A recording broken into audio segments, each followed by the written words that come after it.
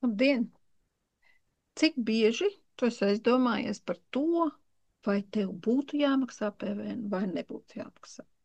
Nu, ja tu esi grāmatvedis, tad tev noteikti šī tēma ir gana aktuāla.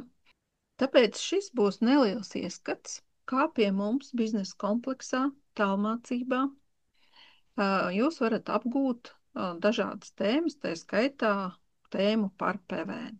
Un šis ir tāds neliels ieskatiņš, kā pasniedzējs video lekcijā stāsta par to, kam, kuros gadījumos ir jābūt šim te PVN maksātājam.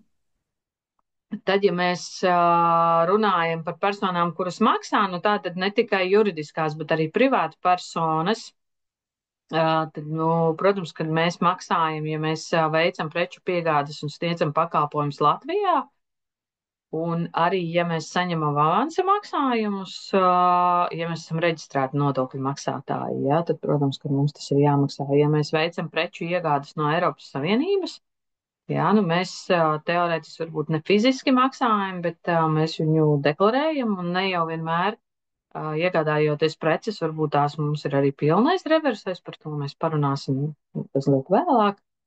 Ja mēs saņemam pakalpojumus, veicam arī tālāk pārdošanu uz Latviju virs 10 000 eiro, un ja arī saņemam preces un pakalpojumus, kad iekšzemē piemērojams reverss, ja, tātad, nu, tad šie visi, teiksim, tā ir darījumi, kas apliekās ar nodokli, un atkarībā no tā, kāda mums ir uzņēmēja darbība, mums ir jāsaprot, vai mēs par katru no šiem sniegtajiem pakalpojumiem, saņemtajiem pakalpojumiem vai precēm maksājam šo nodokli vai nemaksājam. Bet atbildīgi mēs esam visi.